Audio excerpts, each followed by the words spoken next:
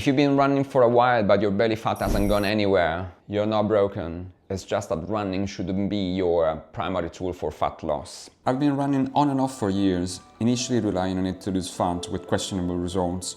This was me when I thought more miles meant less fat. It wasn't until I stopped the cardio-first approach that I finally looked like this at 52. And once I applied the same science to my clients, like Dave here, who's 44 and lost 22 pounds in 12 weeks, I realized the traditional run to lose weight advice is actually what's keeping most people over 40 stuck. Let me explain why. So reason number one, after a run, the hunger hormone Ghrelin often goes briefly down, but later the appetite can rebound, especially if you don't refuel properly. The problem with this, and I'm guilty of this, is that you go through a run or put some kind of effort in a physical activity, and because of that you feel like you need to be rewarded and that you can treat yourself. Now, realistically, if you go out for a moderate effort, 30 minutes run, you're not gonna burn more than 250, 300 calories. And we are really good at overestimating how much we burn through exercise and really good at underestimating how much we reintroduce through food. Which means that if you treat yourself with a quick muffin, a healthy smoothie, you're very likely to nullify the deficit you created through the run, which makes the run not very helpful when it comes to achieving your goal of losing body fat. Reason number two, if you're doing lots of cardio and at the same time you are in a sustained calorie deficit, at some point your body is gonna burn progressively less calories. And this is because it goes through a process called adaptive thermogenesis. Think of it like when you switch your phone to lower power mode. The phone still works, but it dims the screen, it slows down the tasks in the background and pauses the extra features so that the battery can last longer.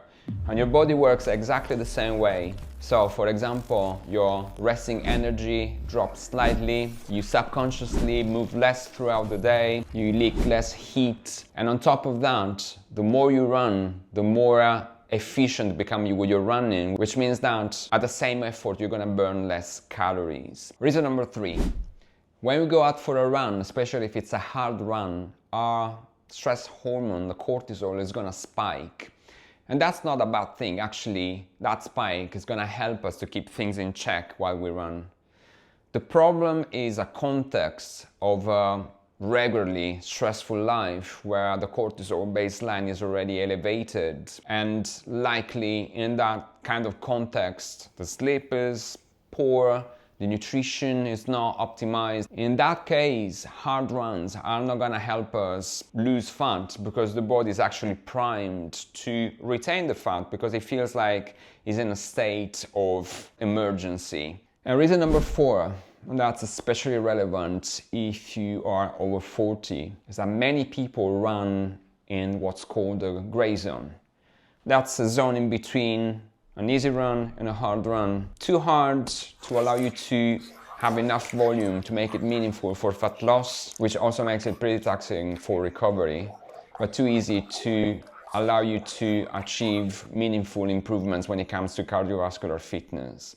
So a good rule of thumb there is to go for the 80-20 rule. So 80% of your runs should be easy conversational runs where your pace allows you to complete full sentences without running out of breath. And 20% of your runs, I would say, once a week should be hard runs. An example of that could be the 4x4 method, where you run 4 intervals of 4 minutes each with a 3 minutes jog in between, and with the intervals being fairly at the same pace throughout your workout. So that should feel like hard but controlled. Now we've seen why running shouldn't be your primary tool for fat loss. Does that mean we should be skipping running altogether? Absolutely not. Now, if you look around, all you hear is that to get to 10% body fat and show your abs, all you have to do is to walk your 10,000 steps a day. And while I agree that walking is a fantastic tool for fat loss because it's low impact, it doesn't require recovery time at all, it doesn't spike your hunger or anything like that, I also think, what's the point of having a six-pack? Then you struggle to catch a bus or to keep up with your kids. So, in my opinion, we should still run, but just as part of a smarter plan. And the plan includes lifting weights, because that's the easiest way for you to maintain or increase your muscle mass. Have an optimized diet that allows you to consistently hit your calorie and protein daily targets, and look overall at your health in terms of optimizing your sleep and reducing your daily stress, maybe with breath work or meditation. I have prepared a tool, which is an audit I called the Urban Warrior Audit, for you to assess your fitness level and identify your bottlenecks and get a quick plan to move the needle in the right direction when it comes to achieving your fitness goals. It's not any kind of AI generated bullshit, that's actually me reviewing all the questionnaires and coming back with some personalized advice. So if you're interested to score yourself and figure out where you're at, click on the link in the description, and I'll see you in the next video.